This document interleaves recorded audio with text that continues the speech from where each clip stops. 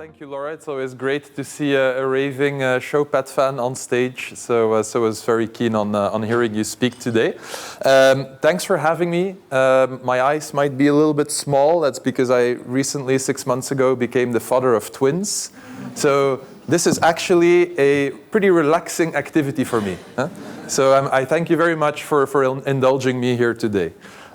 Before we get going, just want to ask, who in the room is a sales enablement leader, sales enablement professional? Can you just raise your hand? Majority. Any marketing leaders? Yes. Sales? Great. So a very sales enablement heavy audience, which is what we expected, but always good to see that there's some sales and marketing in here as well, because in essence, it's all about driving that alignment between sales and marketing. So I'm here to talk a little bit about the road to modern selling, so the future of sales. And the question is, why do you need the future of sales? Why does sales need to evolve? Well, because the buyer has evolved. And I've been in this space for now over 6 years, and it's actually pretty crazy to see that while we thought the evolution within how companies buy was fast before COVID, after COVID, it has even accelerated further, right? And I think the most striking number there is that buying teams have become 85% bigger in the last 1 to 2 years. And so I remember starting my journey at Showpad, we were talking about how a typical decision-making unit would have seven to 8 people in it, and then 4 to 5 years later, that had become 12 people, which is a meaningful increase, right? You went from like 8 to 12, so that's a 50% increase.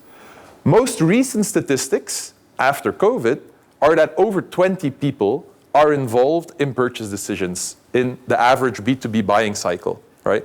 And so it's pretty logical how that happened. Like, we're now all remote now, so it's relatively easy to get more people to partake into the purchase decision.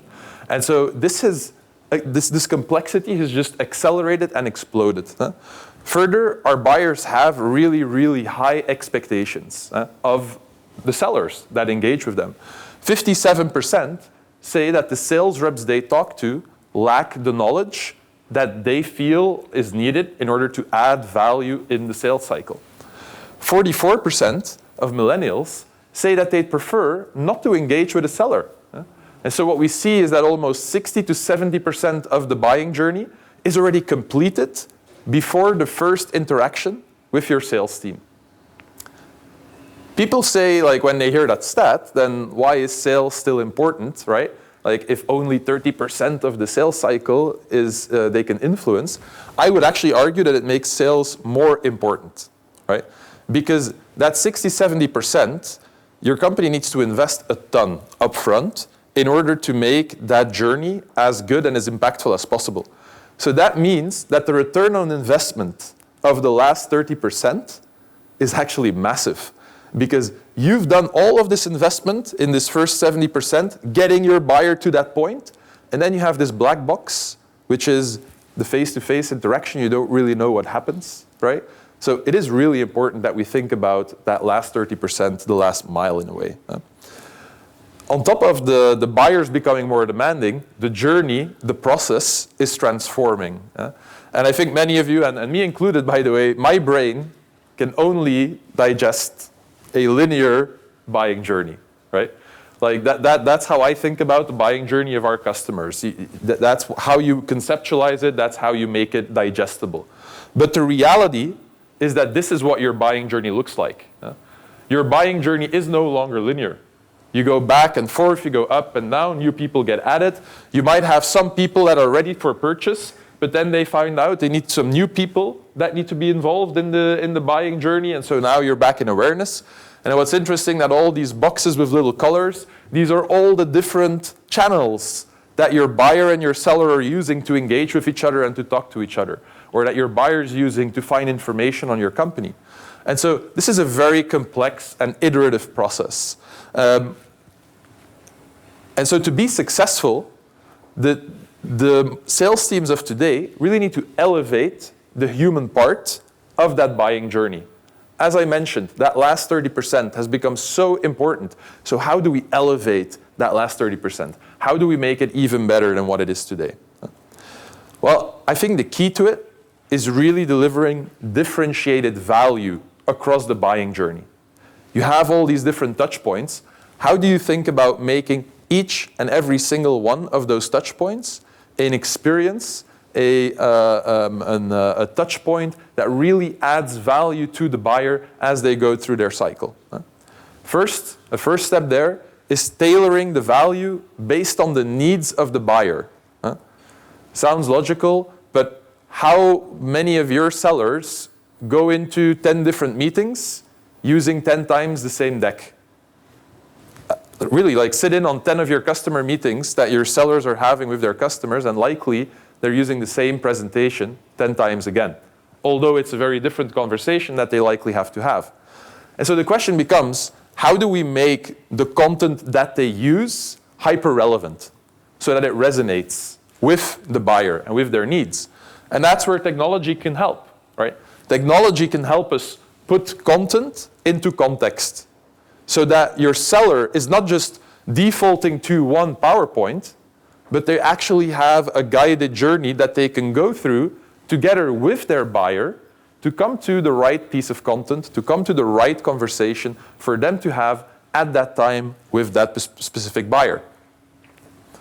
A second point, and Laura mentioned a couple times, is also upskilling your sellers to enable them to have those engagements, to have those, I would say, tailored conversations, to start from the discovery.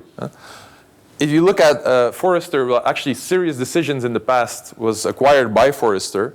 And so every single year, they do a survey to sales leaders. And one of the questions there is to ask, what is the number one reason that your sellers are missing quota? Which, by the way, over 60% of sellers miss quota.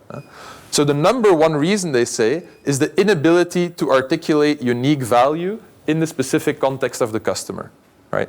And so this data point came back in 2012, 2013, 14, 15, 16, 17, 18, 19, 20, 21. I haven't seen 22 yet, but I imagine it's going to be the same thing, right? So sales leaders all say the same.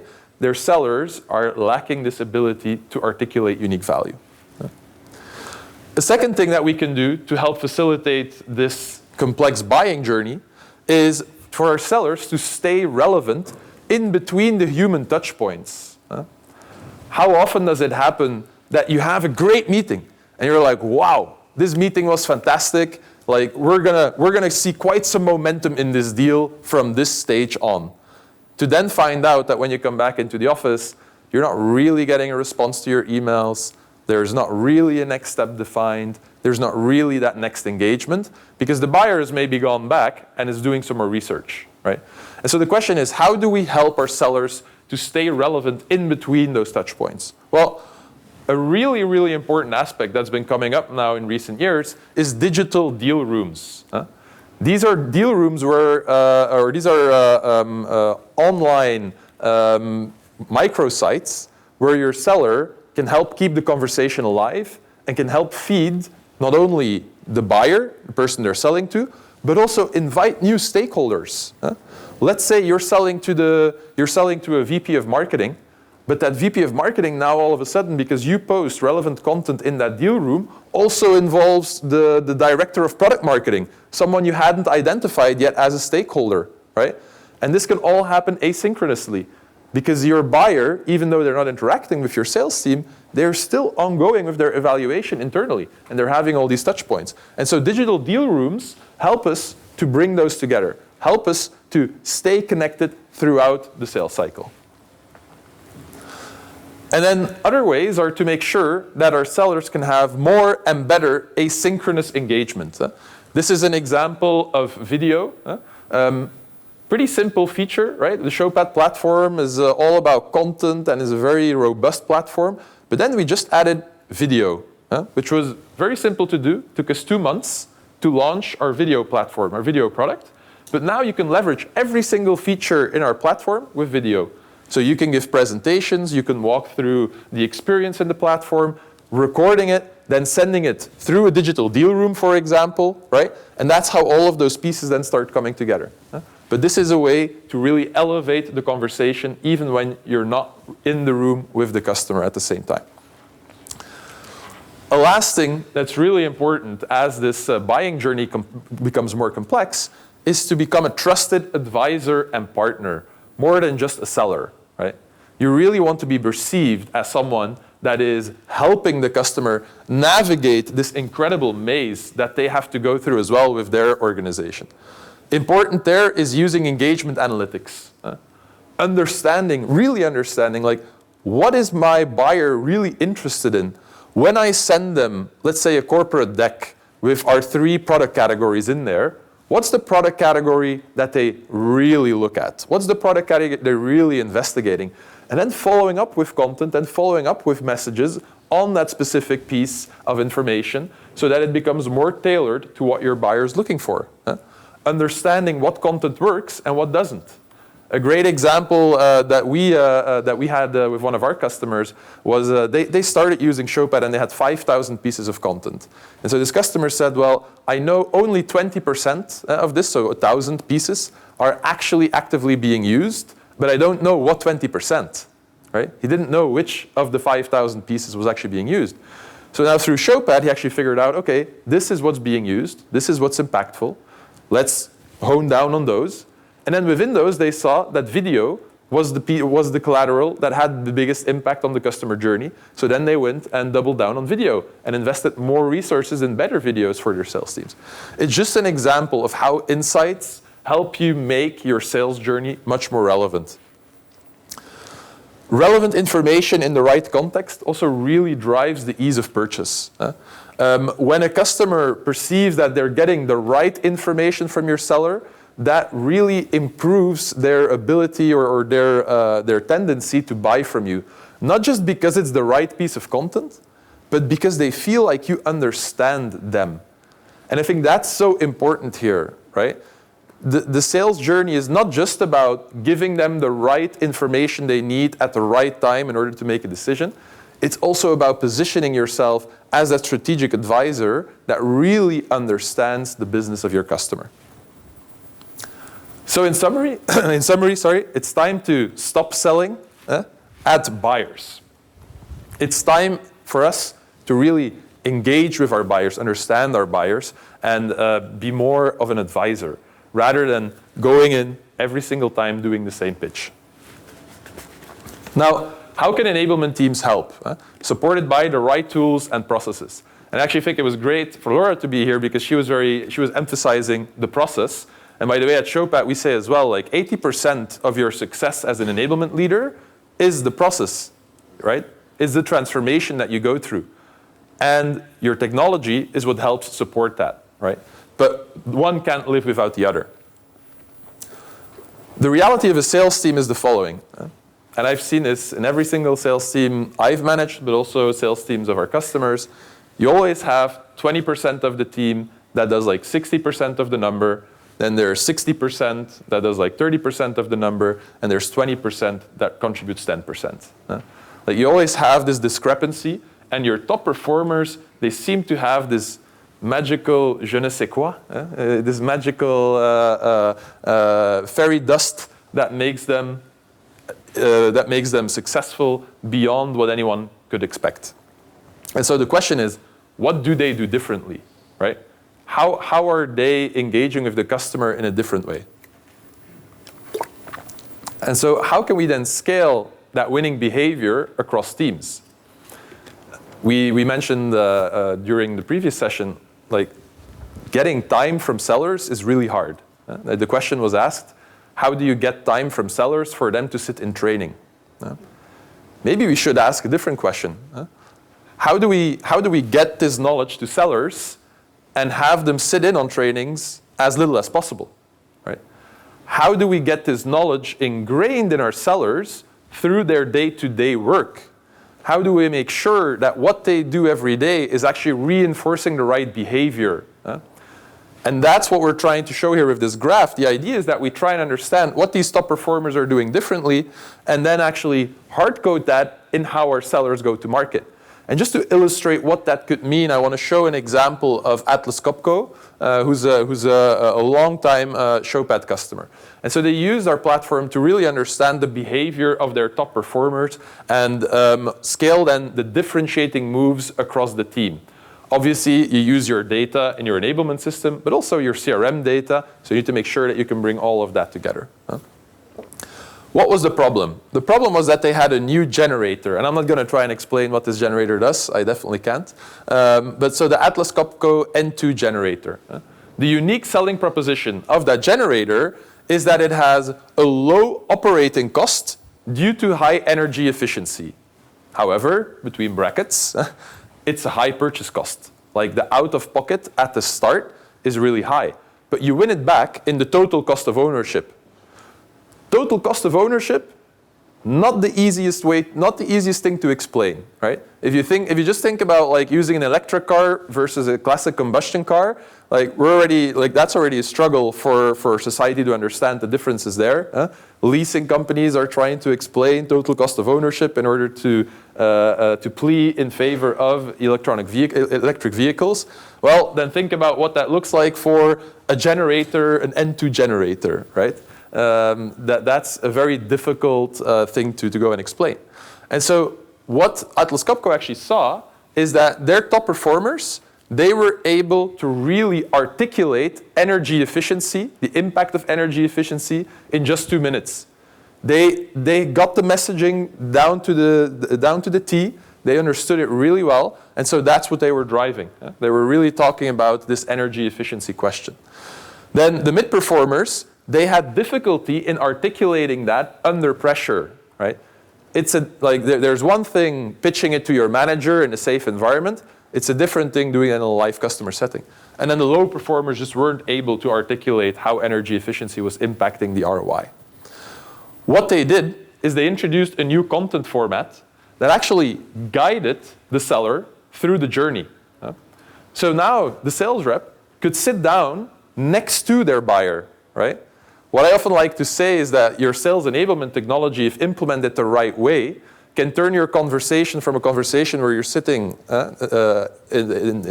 face-to-face at a table to next to each other at the table and actually walk through the conversation together, co-creating the solution, co-creating the conversation. And so that's what they did here. They introduced that content format, which step by step let them walk through what the different elements were that were driving a loss of energy efficiency for the customer. And together, they then came to an understanding of the ROI of what a new engine like this would actually help them drive in terms of efficiency versus the total cost of ownership. And so the result is that the mid-performers now were also able to articulate energy efficiency in 2 minutes. And so what you see is that, yeah, you can get some, like you can squeeze the lemon only so much, right? Like if you have your top performers, you can't you really have to find a way to scale this mid-performer segment because they're the largest group in your sales organization, and relative to your top performers, they have quite some room to improve, right? They have quite some room to do better. And so if you can get those behaviors and really instill them in their day-to-day, yeah, of course they still need training, but now they're getting trained every single day because we're walking them through the talk track of what your top performers are doing. So that's modern selling, in my opinion.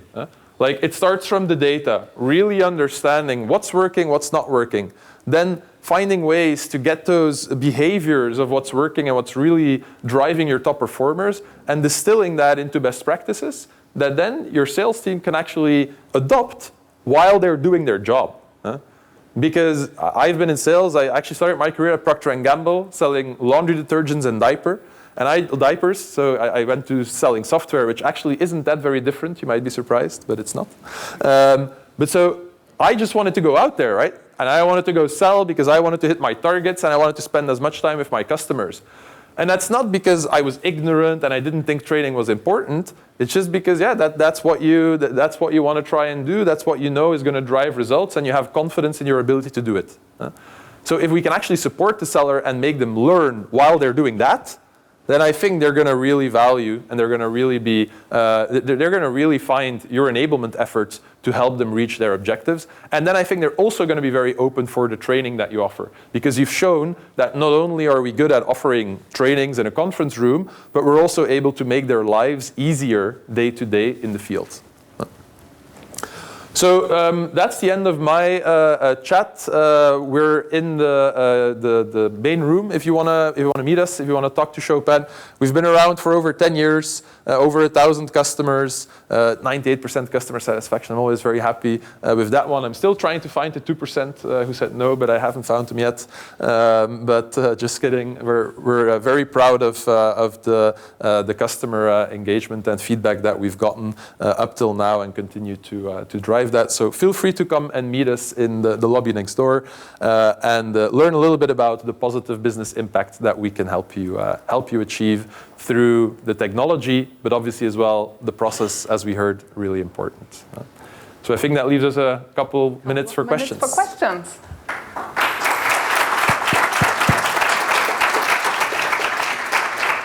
Thank you, Hendrik. Before everybody runs off to the Showpad stand now, let's use the time when we have Hendrik on stage to ask direct questions. Yes, and Heinz is perfectly fine. Also Slido again. Yeah, hi. Hi. I'm wondering how do you think is going to work this concept of the deal rooms specifically, because it looks very, very exciting, and it's going to incorporate like maybe 10 more information and more people around buying decisions. So what do you think that's going to happen, or how it works today? Yeah. So for those in the back, the question was, how do you think this use of deal rooms is going to evolve, given it does bring new people into the decision making and adds more content into the decision making, right? That was your question, Alex? Yeah, exactly. Great. So look, in general, the way I think about it is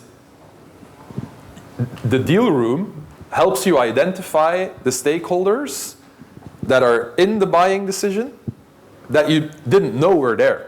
I don't think it increases the number of people that actually join a purchase decision, but it makes them visible.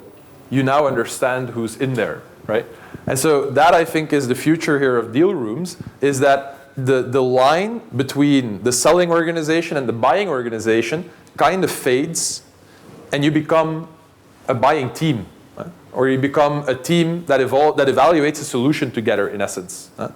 Also, as sellers, we need to be honest that sometimes we're not the best solution for a buyer. So you really need to be in that mindset. And I think that that's what your deal room helps you do.